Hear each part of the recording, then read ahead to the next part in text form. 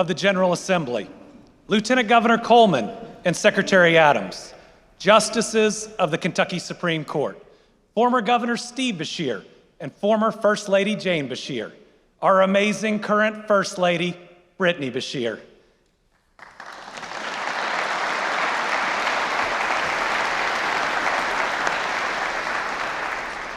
And to every Kentuckian and every American watching from home, good evening. Tonight, I'm speaking from the Thomas D. Clark Center for Kentucky History here in Frankfort, as our state capitol undergoes its most significant renovation in more than 70 years. The renovation is a reminder that our great democracy at times can buckle, and that cracks in the foundation and stress on the joints can threaten our very future. Because our democracy, our way of life, even the stability of our Capitol building is not guaranteed. Instead, it takes work, effort, and cooperation to sustain, strengthen, and leave a thriving state and a functional country to our kids and our grandkids. Every generation has a solemn duty to safeguard this great experiment that has persisted for more than 250 years. That means every generation must roll up their sleeves and do the work. Over the past 6 years, our people have been putting in that work to secure a brighter future, and we've been doing it together. Together, we're building a future where every Kentucky child can achieve their Kentucky dream, no matter how big. Together, we set an example for all of America, a state where officials are both Democrats and Republicans, a state that's both urban and rural, a state that stretches from the Appalachian Mountains to the Mississippi River, yet we found a way to work together, to find unity, and to succeed. That's why folks around the country are no longer looking down on Kentucky, they're looking up to us. They're looking to find hope beyond the chaos, and they're finding that hope right here.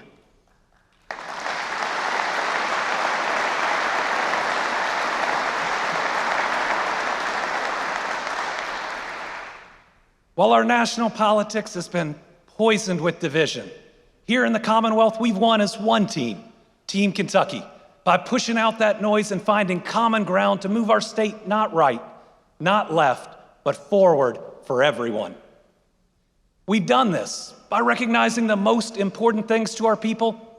They're not partisan. They're not even bipartisan. They are nonpartisan. A good job, affordable health care, safe roads and bridges, good schools, safe communities. These aren't red or blue issues. They're just what every Kentucky family wants, what every Kentucky family deserves, and what our American families demand. To keep succeeding, we must remain focused on what matters most, our people and bettering their lives. And that's why I remain optimistic about what we can continue to accomplish together. This is my 7th State of the Commonwealth and my last budget address in this job.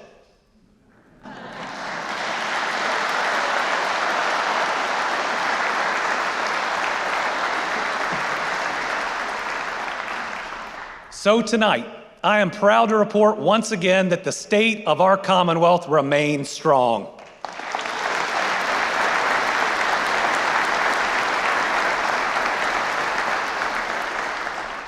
But our people, our Commonwealth, and our country are facing serious new challenges, and it's our job to meet this moment. For the first time in my lifetime, a large portion of the American public is questioning one of the most important foundations of our country, the American dream. The American dream is as simple as it is powerful, that if you work hard and play by the rules, you can get ahead. You can build a better life. You can leave your kids better off. For generations now, my family has lived the American dream.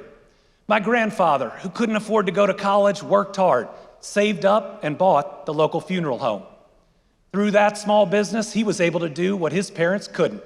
He was able to send his kids through college, one to med school, another to law school. And then their children, myself included, had even greater opportunities. But today, too many American families feel this dream is just a hallucination. The cost of groceries and health care are too high.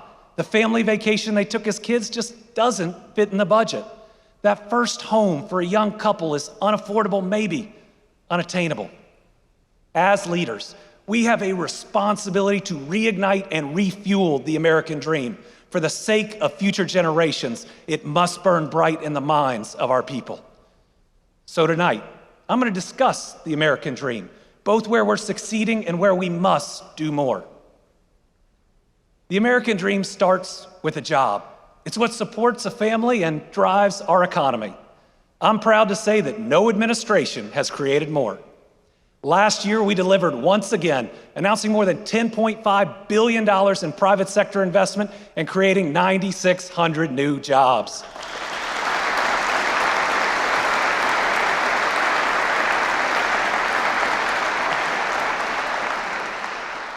That's the second best year in the history of our state. And that means that this administration has had the first, second, third, and fifth largest years on record.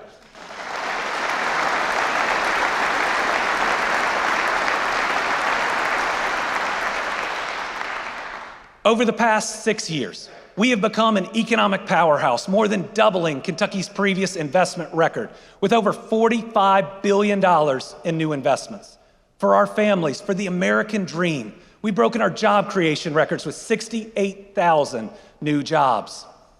But not any job will do.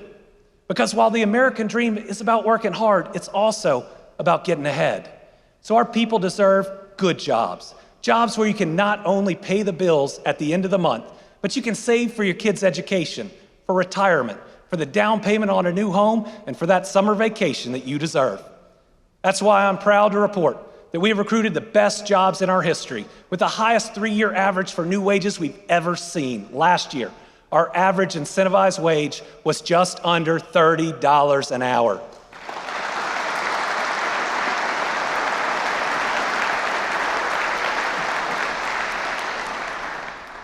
And despite national headwinds, despite the damages of President Trump's tariff policy that both of our U.S. senators and this governor strongly oppose, Kentucky's economy is still growing.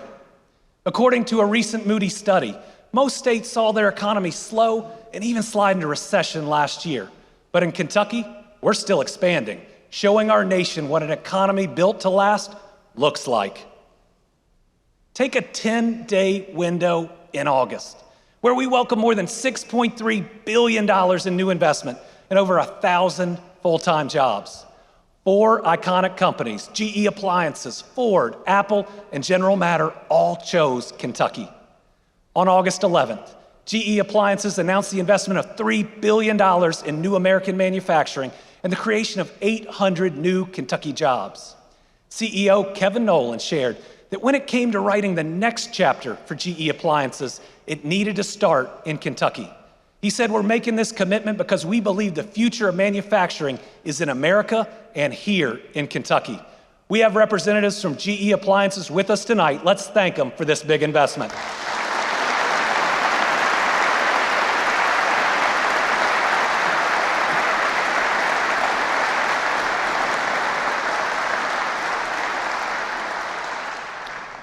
Just 2 days later, Jim Farley, the CEO of Ford Motor Company, announced a nearly $2 billion investment in Louisville. It's going to revolutionize Henry Ford's assembly line and create an affordable EV from Kentucky that can compete anywhere.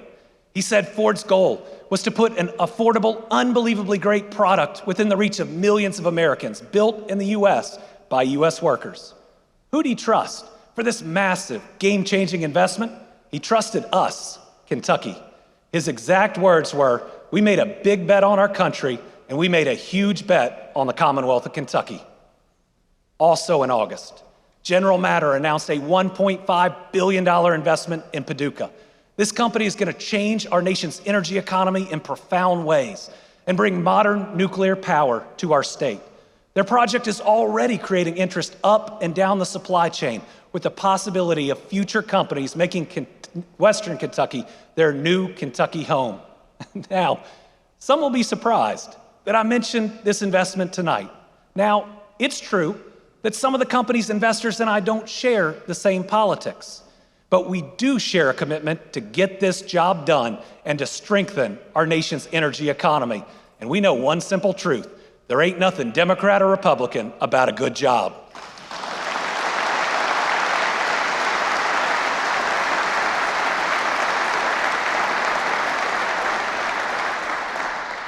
This is how we find common ground. This is how America is supposed to work. Leaders from General Matter are here with us tonight. Let's welcome them.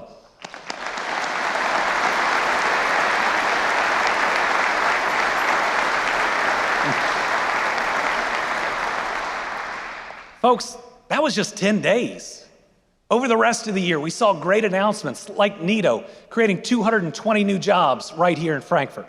Alta Alloys and Shinsung USA, 95 jobs in Simpson County. Paragon Metal Fabricators, 40 jobs in Pendleton County. Toyota and Steel Blue Components, 163 jobs in Scott County. Lockheed Martin, 70 jobs in Fayette County. Sazerac, 50 jobs in Taylor County. Louisville Brands, 210 jobs in Jefferson County. Morris Packaging, 276 jobs in Marion County. E. Hoffman Packaging, 165 jobs in Hopkins County. And in Glasgow, we celebrated some great news when we closed a deal in person in Ireland with Tate. The company's $61.2 million project is the largest announcement for Barron County in 18 years. It has 400 new jobs.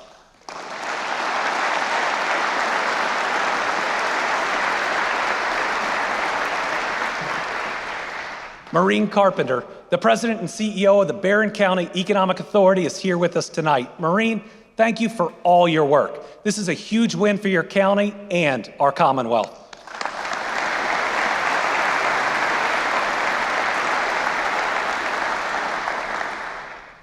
Kentucky, our job creation efforts are being recognized nationally as we secured another top 5 ranking for economic development. That's now 5 straight years of being in the top 5 in the country. And we've been congratulated by the toughest of critics as we secured 3 credit upgrades which say Kentucky is on the upswing. The products we make are being sold all over the world as we have broken back-to-back our record on exports. Of course, I can't miss an opportunity to thank our hard-working unions. Being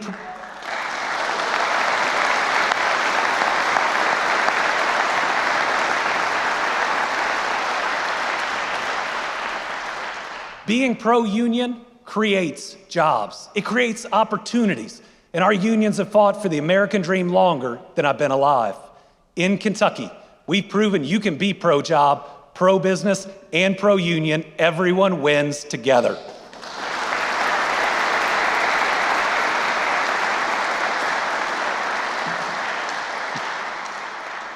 So that's a lot of good news. But often on sunny days, there are storm clouds on the horizon. Bad tariff and trade policy are impacting our national economy, slowing or pausing many projects, and other states are shedding both investments and jobs. That means competition will only intensify. We'll have to work even harder. That's why my proposed budget begins with job creation. It contains $70 million for site development to create build-ready, job-ready sites. It contains $100 million for large projects that just need that last bit of infrastructure or an access road to say yes. And for the first time, it includes a $25 million rural economic development fund to bring jobs to areas that have been so close but haven't had that big announcement yet. We must invest there because you should be able to live the American dream in every part of our state.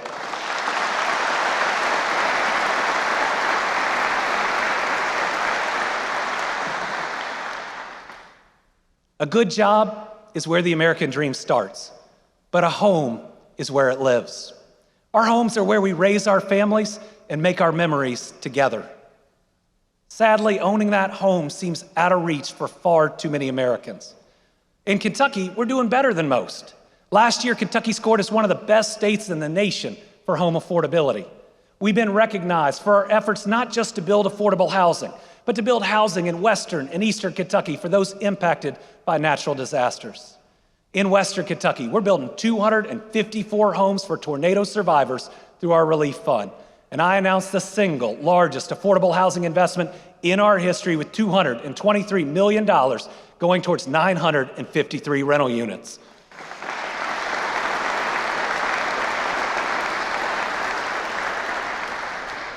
In Eastern Kentucky, we've embarked on the most ambitious rebuilding effort our country has ever seen through our High Ground initiative. With 8 communities underway, this initiative will eventually bring more than 500 new homes to Eastern Kentucky.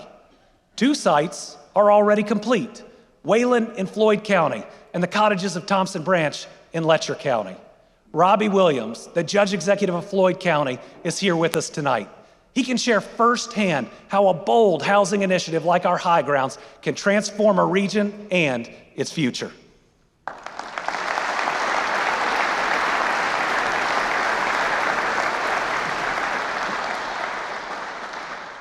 Great work is continuing at our other High Ground sites. Homes are springing up at Chestnut Ridge in Knott County and New Hope in Floyd County. And people like Samantha Turner are already moving in at Skyview in Perry County. See, Samantha was volunteering at the Hazard Airport in 2022. She was helping flood victims as they stepped off a National Guard helicopter. In 2025, her home was destroyed by a similar flood. But last year, I got to walk her through her new Kentucky home in Skyview. Now she'll never have to worry when it rains.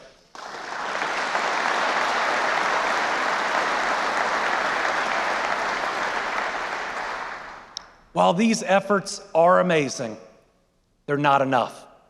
To preserve the American dream of owning a home, Kentucky needs a big, bold investment now.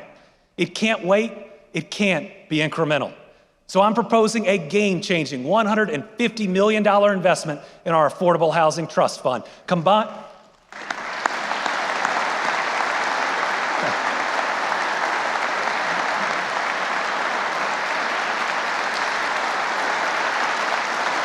Combined with private dollars that create $1 billion of new housing.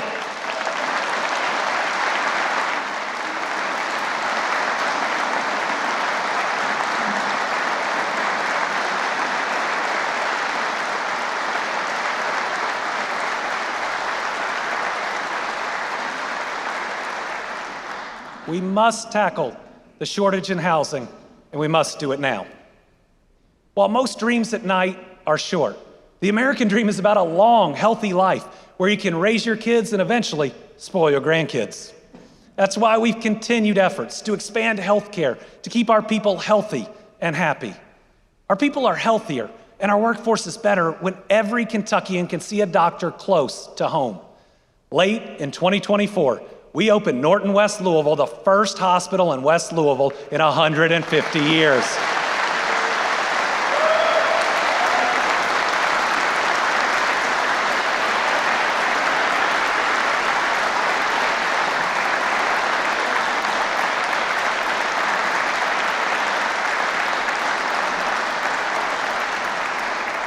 In its first year, the hospital served nearly 60,000 Kentuckians. Norton West Louisville is changing lives through increased access to quality care, something every person deserves. Let's thank the Norton team, including Russ Cox and Corinza Townsend.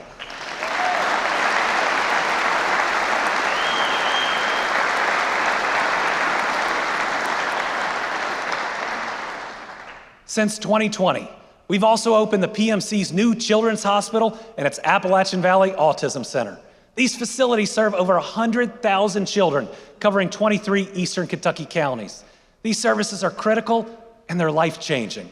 Before these investments, parents in Eastern Kentucky were told the best thing they could do for their kids was to move. That is wrong. No Kentucky family will ever have to hear those words ever again.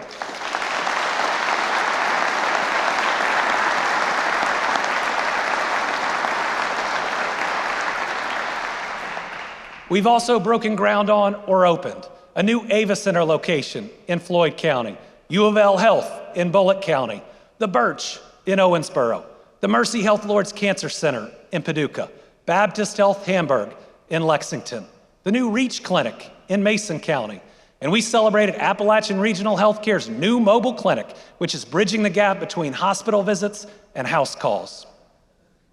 We haven't just expanded access. We've also expanded coverage. I was proud to expand Medicaid to include dental, vision, and hearing.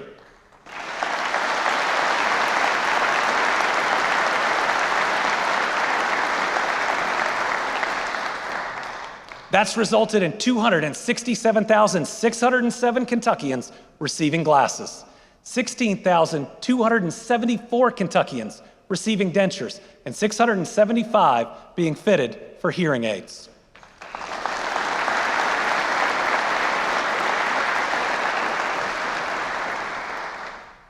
When it comes to our fight against addiction, we continue to make meaningful progress that has saved lives, reunited families, and created safer communities.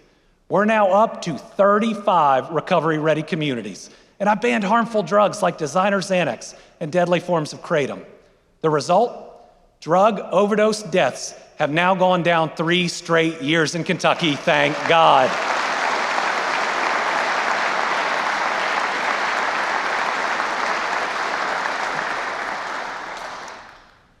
We also recognize that mental health is just as important as physical health. Since I've taken office, our number of mental health professionals has nearly doubled. Our efforts to rebuild our state-run healthcare exchange, Connect, have been hugely successful. Last year, nearly 100,000 Kentuckians enrolled, the highest number in the past decade. And as of last month, safe, regulated medical cannabis is now available in the Commonwealth.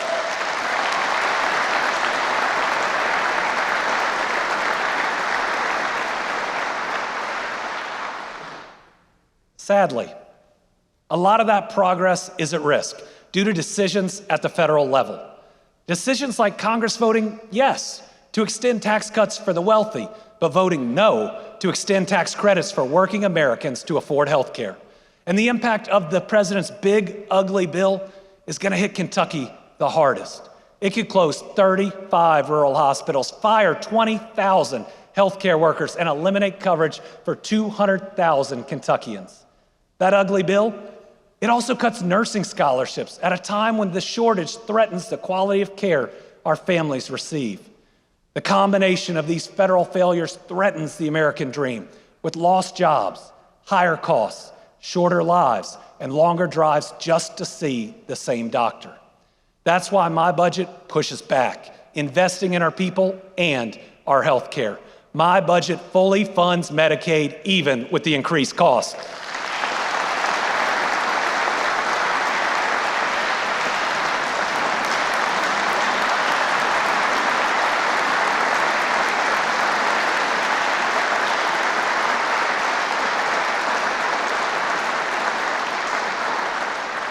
It provides $100 million to lower the cost of coverage on Connect. It expands the number of Michelle P. waiver slots for families of children with special needs.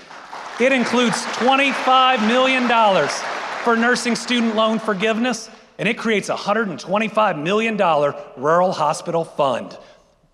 We simply cannot allow our rural hospitals to close, and we cannot accept a future where a Kentucky woman must travel several hours just to give birth.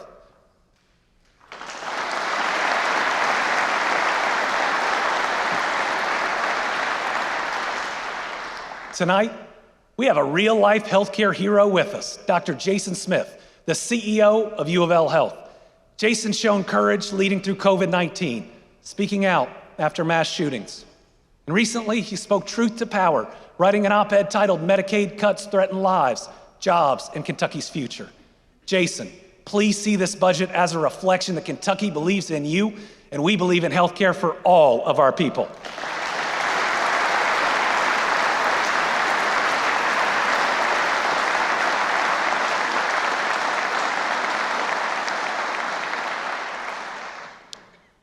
The American dream doesn't begin with success. It's a journey towards it. The path that leads us there are the roads and bridges across our state and our country.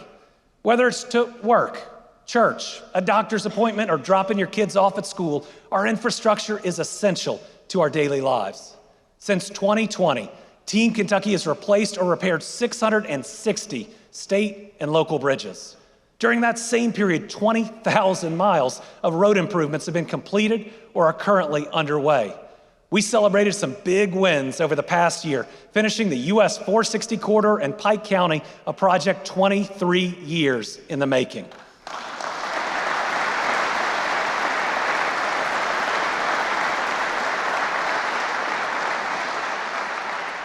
In early November, we cut the ribbon on the completed approach to the I-69 Ohio River crossing, which is going to open up new lanes of commerce in our state and in our region. And this year, we began construction on the final stretch of the Mountain Parkway through the heart of Appalachia.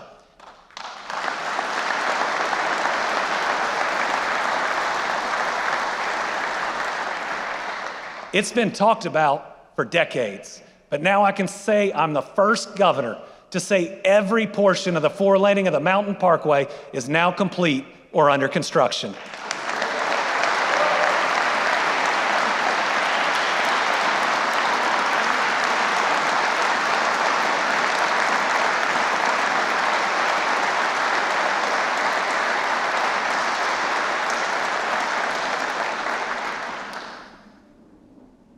The American dream is rooted in hope, but it can be extinguished through fear.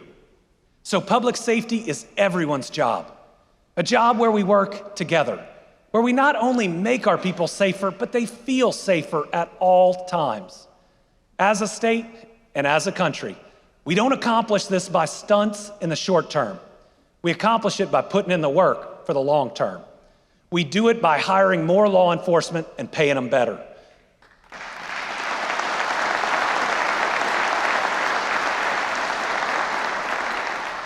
By protecting our children online and on our streets, by reducing recidivism, and through the best natural disaster response in the country.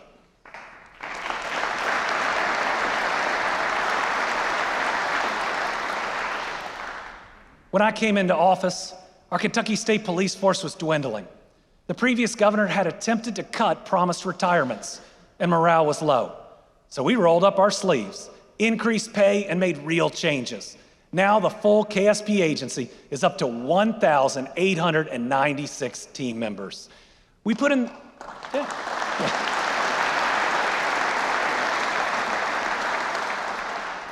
that same effort in training local police and sheriff deputies. Now Kentucky has 8,000 local law enforcement officers protecting our streets. We opened the new Western Kentucky Law Enforcement Training Center, which had its first graduating class of 21 officers.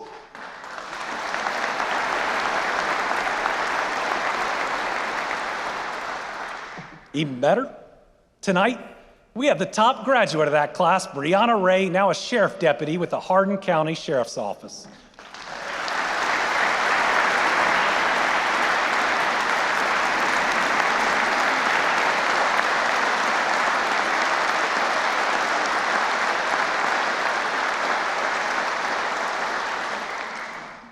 In October, we announced the good work of our state police in protecting our children. Since late 2019, they have arrested 474 online child predators. That's 474 predators that'll no longer threaten our children. Let's give KSP, the Child Crime Task Force, and Brianna a big round of applause.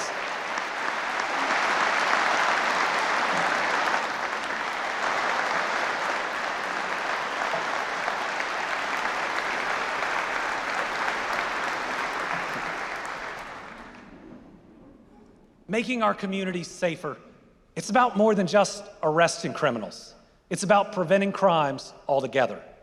When a crime doesn't occur, there's no victim, no families left grieving. One way we prevent crime is by working with our inmates to ensure once they're released, they do not violate again. Last year, we did that, securing another record low recidivism rate. A good part of that is thanks to our efforts to provide second chances and real job opportunities. It's not just the smart thing to do. My faith teaches me that second chances are what we're called to do. So last April, we announced more than a dozen new vocational programs in our prisons. Inmates are receiving training in CDL, construction, cosmetology, HVAC, and painting. But it's time to take these efforts to the next level. So we've teamed up with the Kentucky Community and Technical College System, and together with President Ryan Quarles, we're seeking funding for a nonpartisan, game-changing project. a re-entry campus that will make our people safer and make Kentucky a national model. I want to thank our Council of Second Chance Employers who are working together to help continue this important progress.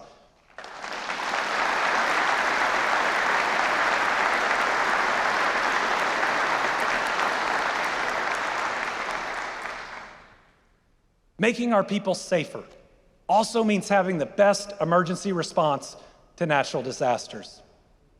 We've had far too much practice. With 14 federally declared weather disasters, a pandemic, helicopter crashes, mass shootings, and a major plane crash. Last February, our state was hit with another devastating flood. In the end, 25 of our fellow citizens were killed. In early April, much of the state endured even more flooding. This time, we lost 7 Kentuckians. In May, an EF4 tornado struck through southeastern Kentucky, with 19 children of God taken far too soon. And if natural disasters weren't enough, we suffered the catastrophic UPS plane crash in Louisville. We lost 15 souls to that terrible accident. I want you to remember, these are real people. In response to each of these disasters, our emergency personnel stepped up and showed this country how it's done. Our swiftwater rescue teams were pre-positioned before the floods, jumping into action and making hundreds of rescues. Our National Guard responded time and time again. And in Louisville, 18 different fire departments and 50 fire trucks led by the Okolona Fire Department responded to the inferno, preventing more loss.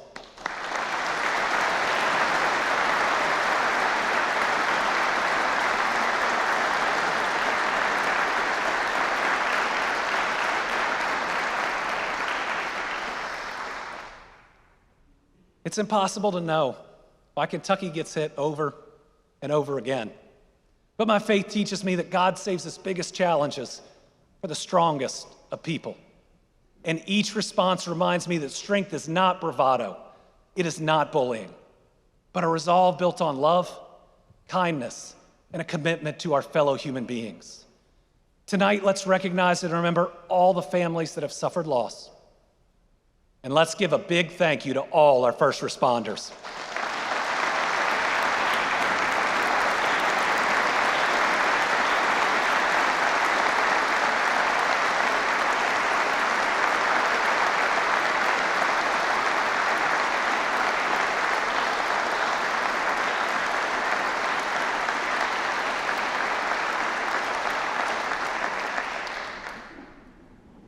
Part of the American dream is about us, the adults, doing well. But the core of the American dream is about empowering our kids to do better. As it says in Psalms, children are a gift from the Lord. They are a reward from Him. Our priority always must be the future, and our future is molded in our public schools. I am unapologetically a 100% pro-public education governor.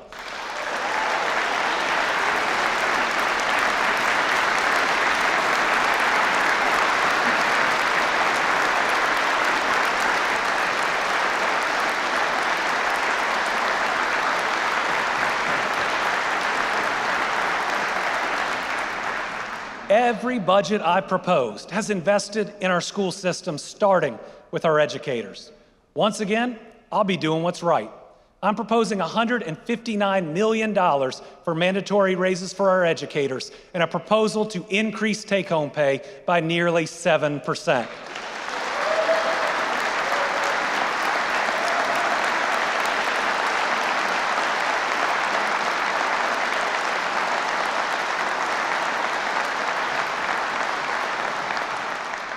My budget also increases education funding per pupil, and it adds $560 million to our teachers' retirements. But that leads me to the most important choice in this session for our future, our businesses, our families, and our children. The single most effective way we succeed in this next budget is by funding pre-K for all.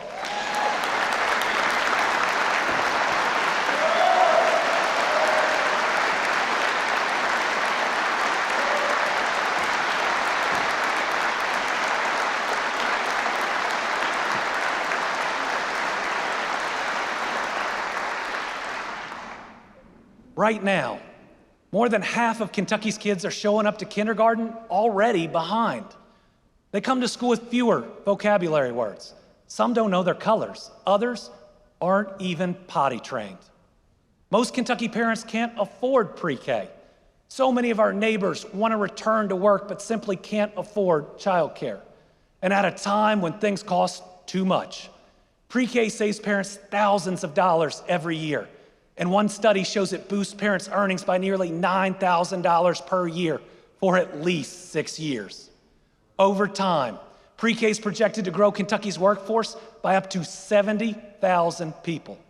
And studies show that for every $1 invested in pre-K, we get $10 cycled through our economy. It's clear, Kentucky needs pre-K for all.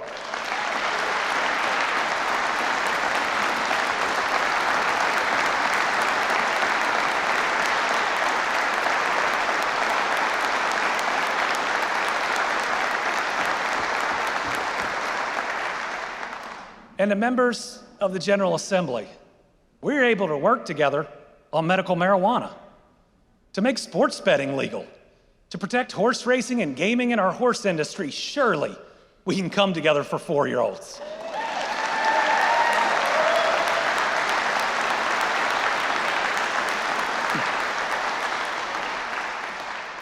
And for those that say pre-K for all is political, let me remind you, 4-year-olds can't vote. They're not registered. So if you're against this because you think it gives me a win, what you're really doing is handing these kids a loss. Pre-K for all is the right thing to do, so let's get it done.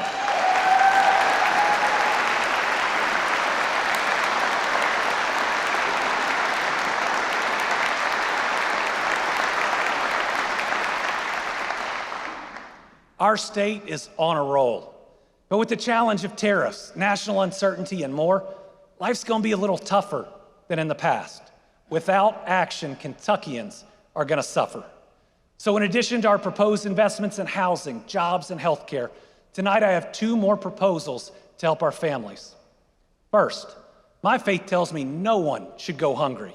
The miracle of the fishes and the loaves is one of the only miracles that appears in each of the first 4 books of the gospel. That tells us it's pretty darn important.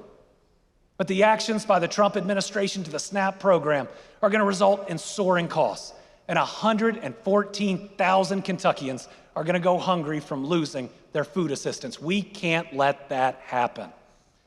That's why my budget provides $50 million to help our hardworking Kentucky food banks do more. Let's give a big round of applause for Feeding Kentucky, their network of food banks, and everyone working to end hunger in the Commonwealth.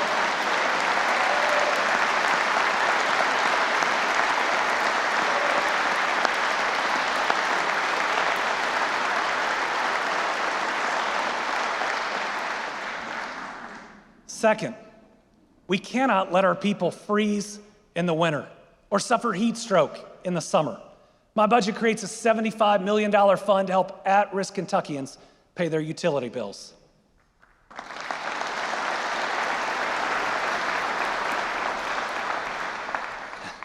I'll close tonight with a grand understatement. We live in chaotic times. But in such times, I hope and I pray that God grants us the wisdom to see beyond the anger of today's politics to the possibility and the promise that tomorrow holds. And even in chaotic times, we see the goodness of our people. If you need proof of that, look at Trooper Jude Ramillion, Jimmy and Jessica Alexander, Taylor Hall, and Adam Arnold. These heroes exemplify this goodness. When Trooper Ramillion was shot while protecting Kentucky, Jimmy, Jessica, Taylor, and Adam did what we all hope we do in a life-threatening emergency. They stepped up, they stepped in, and they helped save a life. They didn't ask Trooper Ramillion about his background, his politics, or even which basketball team he roots for. They just helped him. Scripture tells us you see that his faith and his actions were working together, and that his faith was made complete by what he did. Some of these good Samaritans are here with us tonight. Let's show them our appreciation.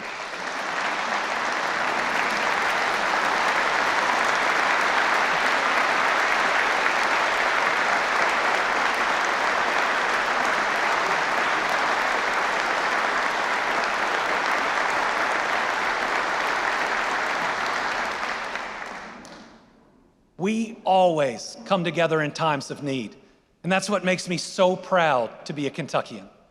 In Kentucky, we've turned down the temperature. We've worked together because our people deserve a government that unites instead of divides, that works for the good of all of us instead of creating an us versus a them. If you walk into the construction project that is our state capitol, you'll find a statue of Abraham Lincoln. His Gettysburg Address is on a plaque on the wall, another reminder that our democracy is indeed fragile. President Lincoln said to his countrymen, "We are not enemies, but friends. Though passion may have strained it, it must not break the bonds of our affection." While the national media fixates on the rage, we focus on results. While social media lifts up the angry and the judgmental, we must amplify kindness, acceptance, and empathy. This polarized moment in our history, it won't last forever. And like Lincoln all those years ago, Kentucky can lead the way out of the darkness and into the light.